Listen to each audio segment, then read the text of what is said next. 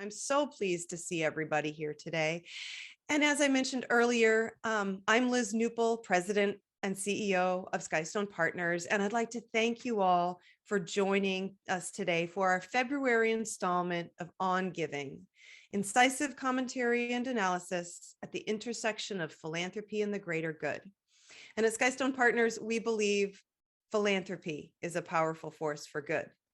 In honor of Valentine's Day, and some of you may remember this from our January conversation, we have entitled our conversation today, Donor Relations. What's love got to do with it? And I'm pleased to welcome you and our guest, Andrea Kihlstedt. Hello, Andrea. Do you want to go camera on? I'll be happy to share your bio a little bit. Hello. Good afternoon, Andrea. Good Nice afternoon, to see you. Liz. Thank you. Thanks for having me. Absolutely. And Andrea and I have known each other for a long time. I won't tell you how long. I just have the blur effect on the Zoom so you don't see the wrinkles. We've known each other for a long time. She's a friend and a mentor, an author, a trainer, and thought leader in capital campaign fundraising. Andrea has been in the fundraising profession for more than 30 years. She's co-founder of Capital Campaign Masters and the Capital Campaign Toolkit. She's written 4 books on fundraising, including 2 of which are in my bookshelf right over there. Capital Campaigns, Strategies That Work, considered by many to be the Bible of capital campaign books. And that 400-page textbook on capital campaign fundraising is now in its 4th edition. Her most recent edition, Train Your Board and Everyone Else to Raise Money, co-authored with Andy Robinson, is the training cookbook of 51 exercises. And I have to say, I've pulled exercises out of that one for board training. Andrea is a known innovator in the field, and she never quits moving. She's pioneered the concept of asking styles and has written extensively on the subject. She's developed a model for donor conversations that has now been adopted by many in the field. Over the past 4 years, she has developed the Capital Campaign Toolkit with Amy Eisenstein. And this effective, reasonably priced way for organizations to prepare for a successful is a reasonably priced way for organizations to prepare for successful campaigns. Using this model, Amy and Andrea have helped a number of organizations, both large and small, plan and implement a successful capital campaigns. And part of the reason I asked Andrea to join us here today is that she is an inspiring trainer. She co-developed the capital campaign course for the fundraising school and currently conducts webinars and in-person trainings for people all over the country. And in fact, she's modest when she says that, in fact, all over the world. She holds advanced degrees from University of Pennsylvania and Brown University, where she received degrees in philosophy. She's a graduate of the Johns Hopkins Fellows Program in Change Management and has both taken and taught courses at the Gestalt International Study Center in Massachusetts. She joined us from New York City, where she lives and works. Her husband, she doesn't work with her husband. She loves novels and movies and learning new things, and we hope to learn lots of new things from you today, Andrea. And most recently, she has become a huge CrossFit enthusiast. So thanks for joining us, Andrea. Thank you, Liz. That's the problem with living so long, that you end up doing a lot of stuff because you have a lot of years under your belt. But I know that's not all bad, but thank you for that nice introduction. I appreciate it. Absolutely. I'm so pleased to have you here. And we've known each other for a lot of years, and we were introduced by another one of my mentors, Bob Pierpont, who just recently celebrated his 89th birthday. Oh my goodness. In January. So we're all growing up and growing old together, I guess. So before we begin our conversation, there's just a couple of housekeeping notes. First, about format, we'll have some discussion with Andrea about donor relations, and then we'll have a couple of minutes for select questions from you before we wrap up the conversation for the day. If you'd like to ask a question, please use the Q&A feature that's located at the bottom of your screen. The chat feature where you said hello will be turned off. Our question moderator and member of the firm, Bill Mulvihill, will receive your questions, and Bill will be curating a number of them, so Andrea has the opportunity to answer as many as we can without duplicates. Bill's behind the scenes right now and will join us for our Q&A portion of the session. So down to business. Andrea, you and I were having a conversation not all that very long ago about philanthropy and relationships with our donors, and how really COVID-19, the change in our ability to get together with people, that's all changed and kind of necessitated a shift in the way that we communicate with one another. And before long, we had kind of entered into this fairly rich philosophical discussion about the nature of relationships among philanthropists, development personnel, and organization.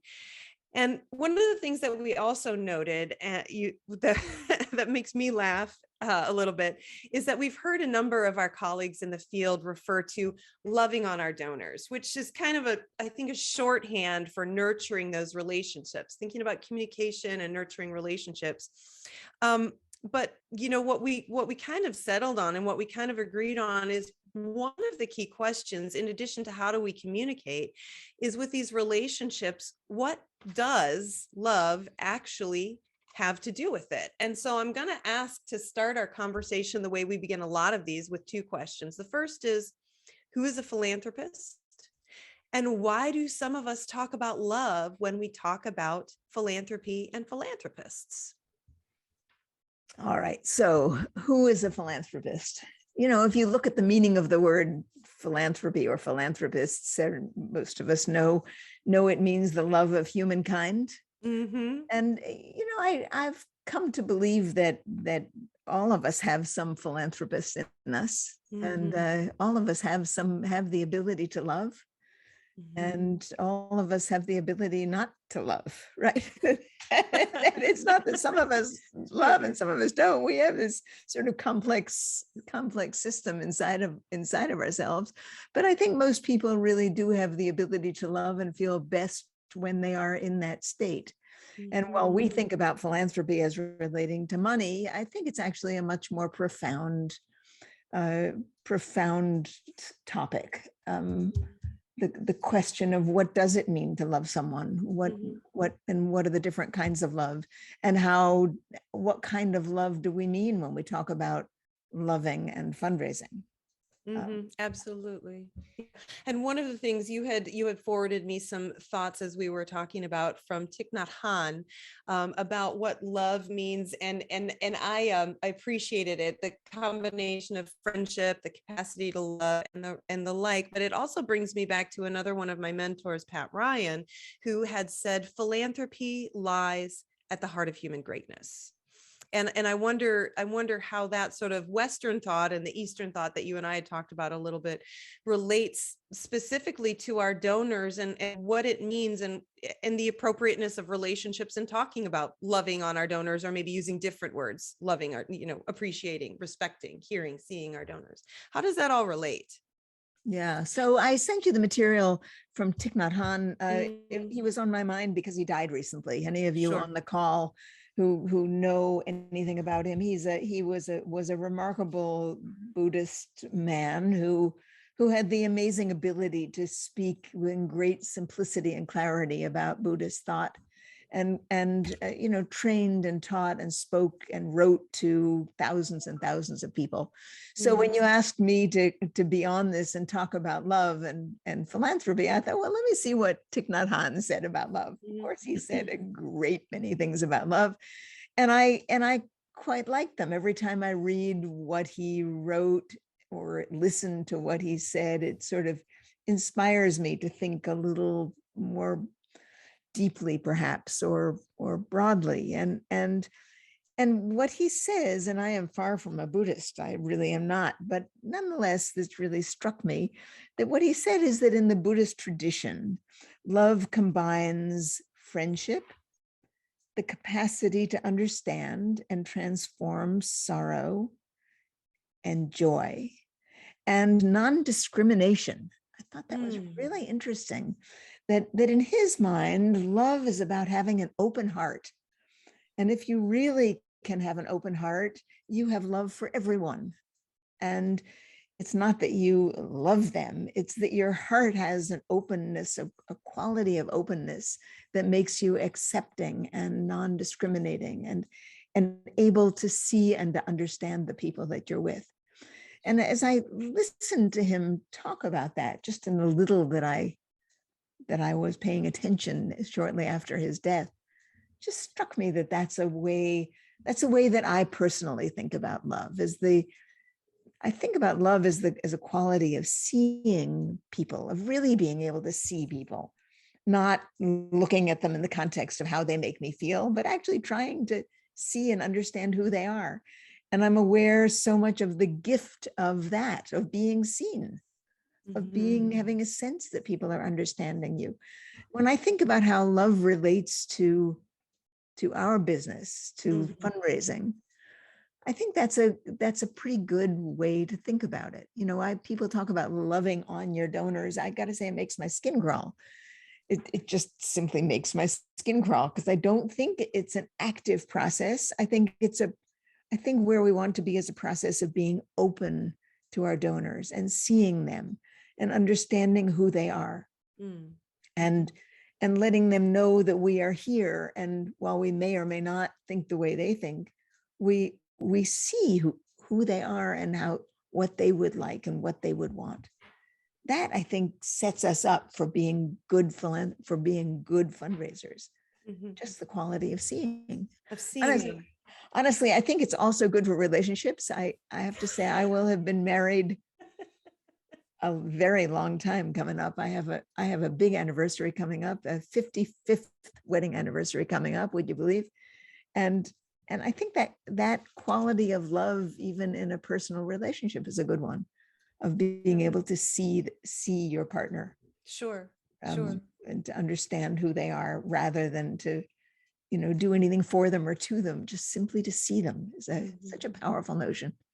Absolutely. And it's interesting that you bring up the concept of seeing and being open, both in the professional context of being in the fundraising profession, as well as in the personal context, because that brings me to, relationships are complex. And when we are nurturing relationships on behalf of our organizations, I'm going to make one assumption here. I'm going to make the assumption that, to a degree, our donors or our prospects already see our organizations to some degree, or they wouldn't have an interest. They wouldn't have given that initial $100 or $200 gift. They wouldn't have, raised their hand at the silent auction to in the raise the paddle. They wouldn't have given that outright gift of $10,000, whatever it is. They already see us. And when they give us those little signals, like making a big unsolicited contribution, for example, they're asking us to see them more, right? So they already see us. They're asking us to see them more, but in that it's relationship and it's complicated, because it's even more complicated than a personal relationship, perhaps, because there's money involved. And so when we think about nurturing those relationships, how do we as development officers really help respect and see our donors in such a way that they want to get more and more connected with our organization's missions, perhaps more with our organization's missions than with us? Well, I think you raise an important point, and I think it's a point that many people get confused about, and that is that our job as fundraisers is not to build a strong relationship directly with our donors, though sometimes we do that, but really it's more like a marriage broker. Right. Our job is to develop a relationship that connects those donors to the organization. So we have a three-way, we have a triangle, we have a love triangle, right? In the fundraising business. Right? Oh, it's a pyramid. Exactly. We all love pyramids, right? Right, exactly. And I think it's one that we have to be careful about, right? It's very tempting to build a strong personal relationship with our donors, whereas what we really want to be doing is to understand them well enough so we know why they are interested in our organization. We know why they want to give or might want to give more. We know what they will get back out of their gifts, right? We need to get beyond the money and understand what might drive them to build the relationship with our donors. Right. And I think it's easy for development directors to get confused about that, to build the personal relationship with the donors and just forget that they're no more than a a broker, than a kind of a Conduit. marriage broker, Yeah, a yeah. conduit, right? Yeah, Exactly. absolutely. Absolutely. And because I think money can represent so many different kinds of things to so many different kinds of people. It can represent hard work. It can represent reward. It can represent past sacrifices or future possibilities. It's complicated. Right. Our relationship with money, which means that it's possible that because our relationships and our donors' relationships with our organizations are based on our commitment to what we do on the planet, how we're elevating the quality of life on the planet, which is a huge emotional pull. Also, mental, because we're doing the right work. But then there's money, and it speaks maybe a whole different language. And how is it that these relationships, and we'll get to communication in a second, but how is it that these relationships sometimes can get confused? How does the donor, or how does the development officer sometimes end up not in the place they intend to be? Yeah, I mean, I think there is a lot to think about here, because Hmm. sometimes the development director ends up in a complicated position. Sometimes the donor has a misguided view of what the relationship is and should be. And certainly through the years, there have been more than a few examples of a donor wanting some kind of an inappropriate relationship with the fundraiser rather than with the organization. So I think it is complicated. And of course, most everything is further complicated by money. But I find that the best fundraising, and I'm in the capital campaign business. In the capital campaign business, we deal with large gifts, donors making extraordinary gifts to organizations. That's the nature of the capital campaign business. And what I find is that the best of that happens when we get beyond the money, when we really understand that it's not about money, that money is no more than the transaction. In order to do that, we have to see our donors well enough. And I use see not in a simple sense, but a more complex sense. We have to see our donors well enough to understand how they view money and what money represents to them, and help them get beyond money, right? Help them see money as a positive rather than a negative. And the more we understand of that, the more we can broaden our view to make the transaction not be about money, but be about something far more important, the more successful and effective the relationship is.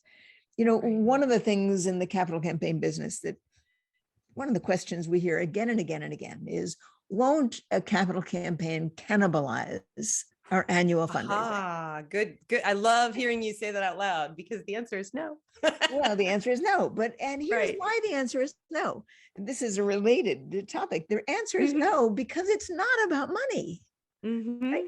If it were about money, and if there were a limited pool of money, then if a donor decides they're going to give a very big gift to the capital campaign, it stands to reason that they won't want to give a gift to the annual fund, right? Or they'll want to shrink their gift to the annual fund.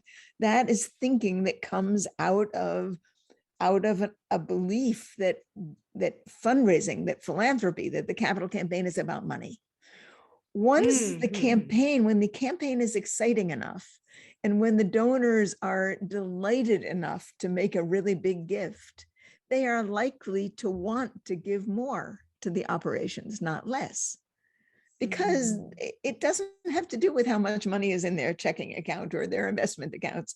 It has to do with their commitment and excitement and love of the organization. Sure. Which brings us back sort of to this interesting point before we hop to the questions, which will be in a couple of minutes. But it brings us to this interesting point of really seeing and respecting and hearing our donors, seeing them where they are, meeting them where they are. And one of the things that we heard very early on in the pandemic, and continued to hear little threads of throughout, was, well, now I can't go see my donors. How am I supposed to do my job? And, it's interesting because the first few weeks, what we saw with our clients, it was a little paralyzing, because everyone went, oh, it wasn't just, we're not together anymore. We don't know how safe we're going to be physically. But once we got beyond those first few weeks, they started to adapt and think differently. And it continues. I mean, the pandemic continues. Many folks are still, we're all still wearing masks. We're making sure we're vaccinated, we're boosted, whatever. Different organizations, particularly cultural attractions where people are gathering together, are requiring proof of vaccination. And so there are people who will not want us to come and visit with them personally. And that's been a real quintessential major gifts model. And actually, I shouldn't air quote major gifts model. So in this era of the pandemic, and when we're not able to be together physically as much as we once were, and maybe even as much as we'd like, how are we able to be with and see and respect and hear our donors to build those relationships where it's about the vision rather than about the money? It's about achieving something rather than about the money. How do we get there? Yeah, I think that we are now in a most remarkable time when we have so many options available to us as ways to connect and communicate with donors. I mean, it used to be when I was young in this business that we had the telephone, right? That was about it. Telephone and mail, right? Snail mail and telephone. Can you imagine? And 3x5 cards, right? I do remember those. You can remember those, right? Now, times have For certainly sure. changed. And now with the pandemic, these video conferencing platforms, Zoom in particular, but video conferencing has become something that most everyone relies on and can do quite easily. So to my mind, it has just provided yet another amazing way for us to connect with our donors. Some donors actually prefer it to your going to their home or meeting you for lunch or being in person. And for many donors, it is a boon. They're happy to talk to you virtually. It's more efficient. They're happy to come to committee meetings virtually. We find that in the capital campaign business, that Zoom is amazing for committee meetings. It really is terrific. And for many people, it works very well for building relationships and soliciting gifts. So what it does is that it heightens the moment of actually being with someone, right? Instead of seeing face-to-face meetings as sort of the standard by which you build relationships, you can now use them for something that's special, not the standard, right? So you can, with a donor who's comfortable with it and prefers, you can build a perfectly good relationship with people using a combination of texting, emailing, Zoom, and eventually maybe sitting down and meeting with them. Right now, that accomplishes a whole bunch of things. Your donor base no longer has, your individual donor base no longer has to be local, and you don't have to get on airplanes and spend a huge amount of money getting to people. It's easier for them to be in touch with you. You can be in touch with them much more often.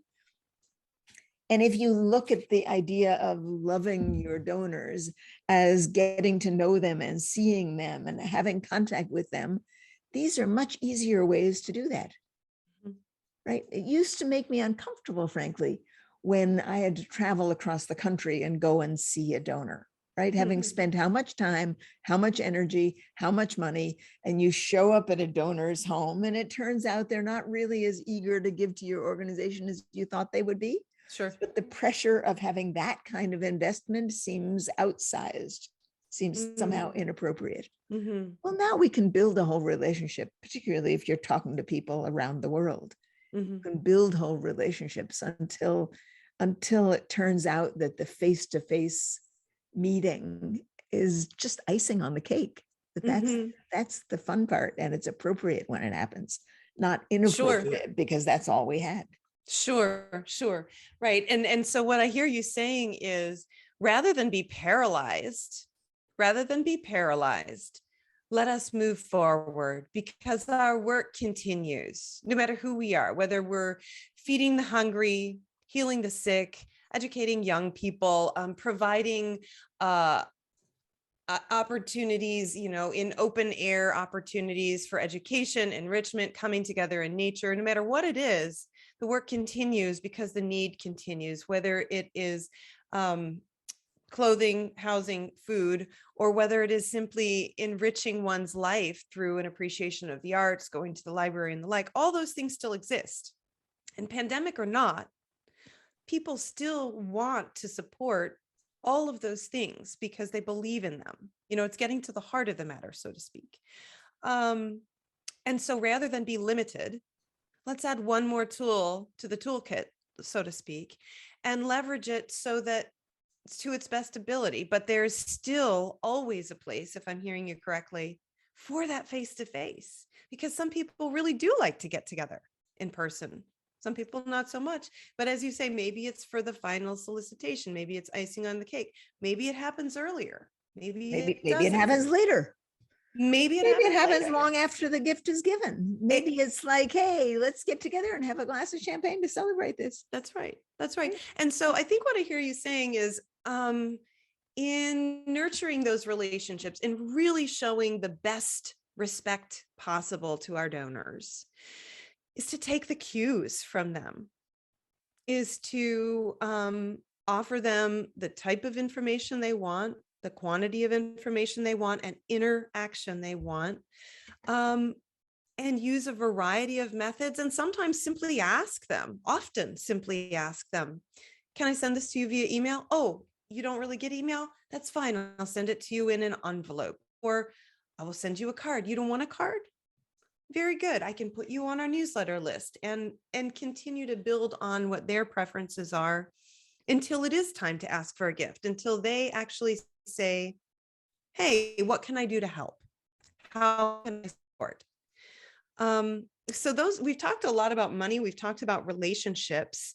We haven't talked much about nurturing donors through their voluntary engagement, through their volunteer hours with our organizations, which I think is also, for lack of a word, it's a bit of a currency, volunteer time.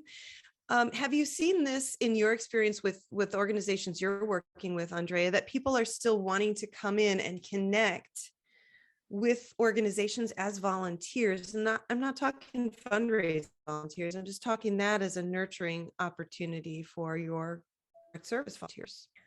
I'm not sure. I don't deal with the program or the service volunteer part of organizations, so I don't have a good window on that. But let me make a couple of comments on what you've said.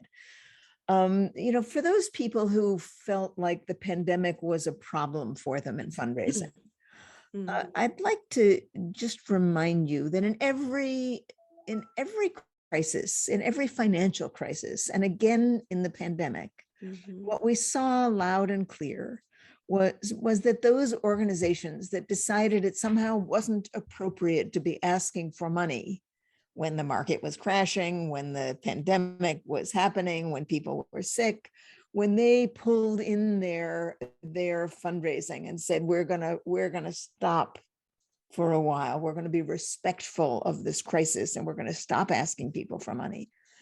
What happened was that they stopped raising money. Yeah, they sure did. Right? Yeah. Right.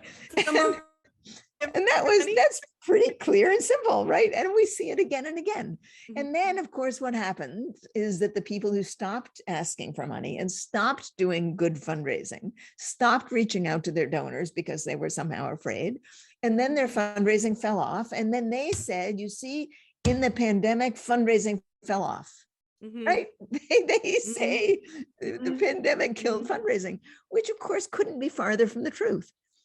If the organizations that reach out to their donors during times of crisis do incredibly well, and they reach out to their donors not just to be asking them for money, but to find out how they are and how they can be helpful, and if there are specific things that donors might like to be doing to help the community at that time. What we find is that times of crisis generate philanthropic intent. Right, going back to this question of philanthropy, right? That when there are problems in the world, people want to help. They want to make a difference. So unlike what people sometimes think, which is that if there's a crisis, we shouldn't be asking. Think about it this way. If there's a crisis, you have the opportunity and the possibility of giving your donors an opportunity to help, which is what they want to be doing. And if they do that, your fundraising will thrive in these times. Yes. Your biggest problems are taking the board members who might have been reticent about fundraising in any case, and all of a sudden see a big excuse not to do it for a while, right? And put the kibosh on it, and then say, well, you see what happened? We couldn't raise money during the pandemic. During the pandemic. So I think it's funny to think about that and reflect on it and realize that one of the things that the nonprofit world does so well is that it gives people, donors and volunteers, ways to help make things better in the world that no individual by themselves has. Right now, this gets to your question about volunteering, right? If I want to cure homelessness, it's hard for me to walk out my door and sort of give someone a sandwich, right? If I see a homeless person on my street, I can give them a sandwich, but that doesn't mean that I'm curing homelessness. I can't do that without the organizations that actually are organized to solve that problem. So if we think about ourselves as giving donors and volunteers ways to help in the world that they wouldn't have otherwise, it frees us up to continue asking even in times of crisis, and ask even more in times of crisis. Absolutely. Now, the other thing that I wanted to I'm sort of jumping around here, but trying to keep on your topic, Liz, is that, in the capital campaign world, the way effective campaigns are structured, we work to build committees, ad hoc committees, often short-term ad hoc committees. And when the reason we do that is because it involves people. Right. And the more involved people are, the more engaged and committed they are, the more they're likely to be happy to give. Sure. So we do this in a way that structurally is sound. And what we've found in our business at the Capital Campaign Toolkit is that Zoom has greatly facilitated our organization's ability to do that. That people are very happy to have efficient and effective meetings. The meetings are well run and well crafted and are fun and interesting and engaging. People will come back to those meetings and be happy to volunteer in those ways through thick and thin. Sure. I've been working on a campaign for a while now. We can't get the darn members to go away. Right. Right. This committee is come to an end. You've done what you've said you're going to do. You don't have to be, you don't have to come to these committees. Oh, we don't want to go away. What can we do now? Interesting. Right. Interesting. Well, you know what? That's wonderful to hear that kind of engagement. We're experiencing some of that as well. I think it also points to folks love to connect with one another through their giving. Yes. Through their organizations. And again, it's one more opportunity, a new way we are connected on an everyday basis. It's so endemic, it's everywhere. Ubiquitous, I think is the word. How we're connecting with donors. So actually, I'm going to ask Bill, as he's been collecting questions throughout our conversation about connecting with donors, about really seeing them and honoring them with the kinds of relationships that they'd like to be honored with. He's been in the background. Hi, Bill. It's nice to see you. And I wonder what. I have a couple thoughts. One, I wrote down the couple questions before this started, and having been in the business a long time, like you, Andrea, and reaching years I never thought I would reach. When people ask me what is successful in soliciting gifts to a capital campaign, my answer is always three simple words: enduring, productive relationships. Enduring meaning they stand the test of time through good times and bad times. Productive meaning that both parties get something out of it, and the relationship is what it says about relationships. And if you have those, my opinion is that you can stand some of the tailwinds that are against you when things get challenging. So your thoughts on that? I think that's right. I think that's right. You know, the issue of enduring relationships, I think, is an important one, given the earlier conversation. That one of the sad things about our profession, about the fundraising profession, is the relatively short time that development directors stay in their positions. Right, we have a churn in the fundraising business, and there are all kinds of reasons for it, but it's obviously not ideal, because when a development director or a major gifts officer has built relationships and gets to know their donors, you would hope that they would stay for quite a while. Right. But if the relationship is between the donor and the organization, if it is an enduring relationship, to go to your word, then those relationships can deal with that turnover. It's not ideal, it's not perfect, but when there is so much turnover, but that's what we're looking for. We're looking for an enduring relationship between the donor and the organization, right, not between the donor and the whoever happens to be the development director at the time. Right. The productive, I mean, clearly there are many ways to think about having a productive relationship, and it needs to be productive in multiple ways. It should be productive for the donor, and it should be productive for the organization. Right. And where those two come together is just what we're after, I think. Yeah, I sometimes think we lose track of what's really important. And the way I think about it is, it's not about the fact that I gave a major gift to build a building. I gave a major gift to change somebody's life. That's right. And the building is the conduit to doing that. And oftentimes we get caught up in, we're looking at the physical thing, and the physical thing is nice, but it's beyond, it's the next step. It's what happens with the physical thing, how it enhances our students or our constituents' quality of life. And when those things all happen, nothing is more exciting than sitting down, having played a role in something, and going, I actually help people. Yeah, I think that's right. And you know, there certainly are wonderful stories about people whose lives have been made better through those relationships because they know that they've made a difference. You know, and then the other thing I've experienced in my life, and I'll be quiet then, is to try to treat the donor relatively the same, whether they're a $10 donor or a $5 million donor, that both of them have made a significant commitment in their sphere of influence. And we want to recognize that by treating people with dignity and equal gifts. And one of the things that personally drives me crazy sometimes, when I see our best donors dollar-wise get inundated by contacts from various people, fundraisers usually, and the person who gave $100, which was a big gift to them, we walk right by. We barely say hi to. So I think it's important for those of us who have been on the fundraising side to recognize that everybody's important, and the role they play in our efforts is important. And without them, we wouldn't be where we're at.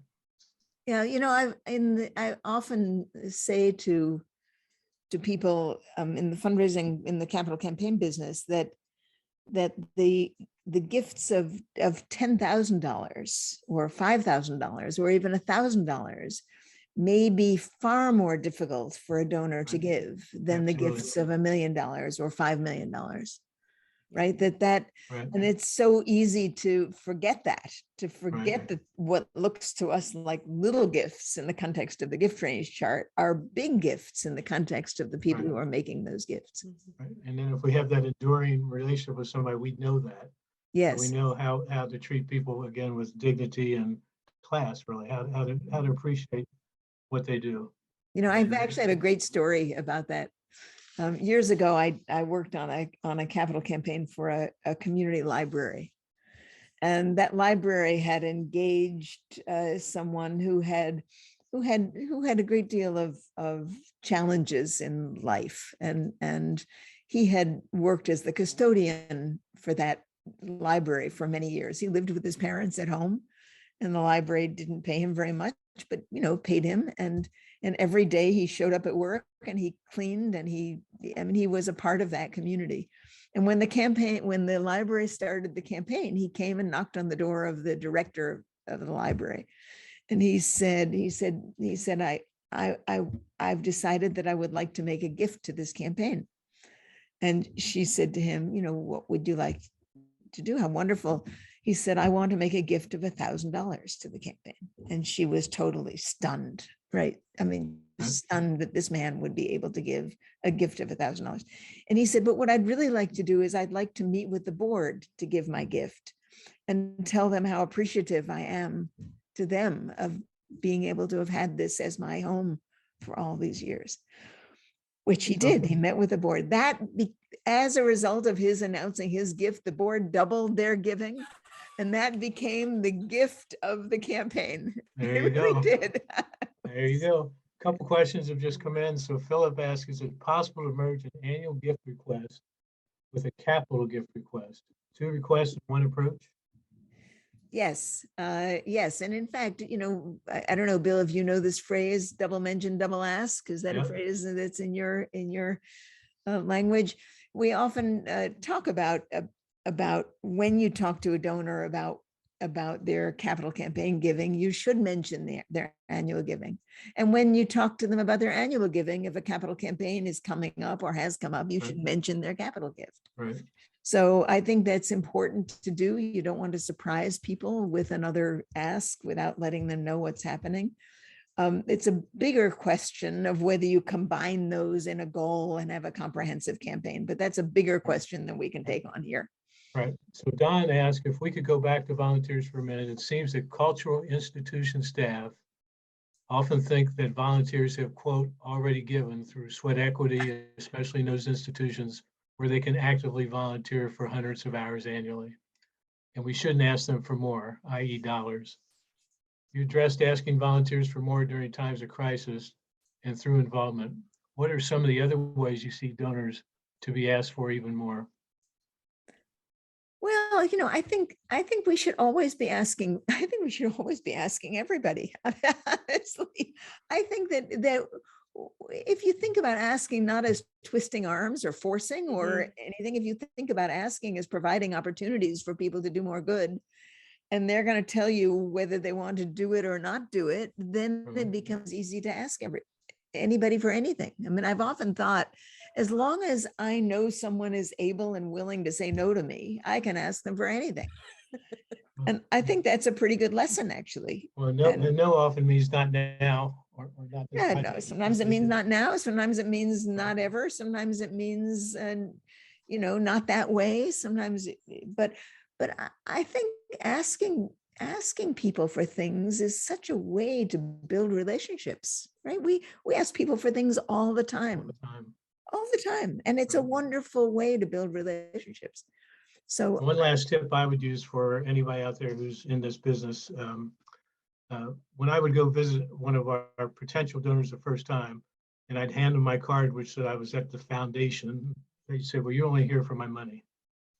And my answer was, not now. What I'm here for is to listen to you, what you're passionate about, get to know you a little better. And I'm confident I'll be able to connect you to something back at the university that I think you would enjoy investing in. But kind of not getting caught up in, well, am I asking for money now? No, I'm not asking for money now. I'm building that relationship now. And I found that was very effective and reduced their kind of tension that somebody walked in, handed them a card, said the foundation is here. Yeah, I mean, of course, the reason people have that response is that all too often people in our business only go to donors when they're asking them for money. Right. So we train them to be suspicious of us. Right. And I think that's a mistake, right? I think that's a serious mistake. I have my little sheet here. I just written what you just said. I just wrote down is the last thing I talk to people normally throughout the year was a gift. Normally when I talked to them, it was about something that was happening, something I thought they might be interested in, not talking about a gift. I usually talk to each donor about a gift once or twice at the most a year. Yeah. I've often thought that you shouldn't talk to a donor about a gift unless you have some idea about why they might want to give that gift. Right.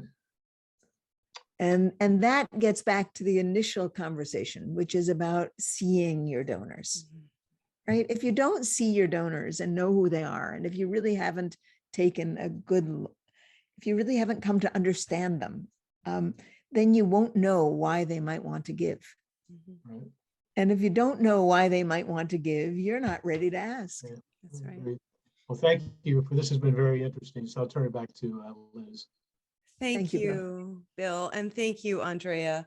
I really, first of all, and thank you, audience members who sent in your questions. Those were just to ask those questions, it's insightful for me thinking about all of the things relative to donor relationships. And this has been really, I've learned a lot today from you, Andrea, and from you, Bill, as well.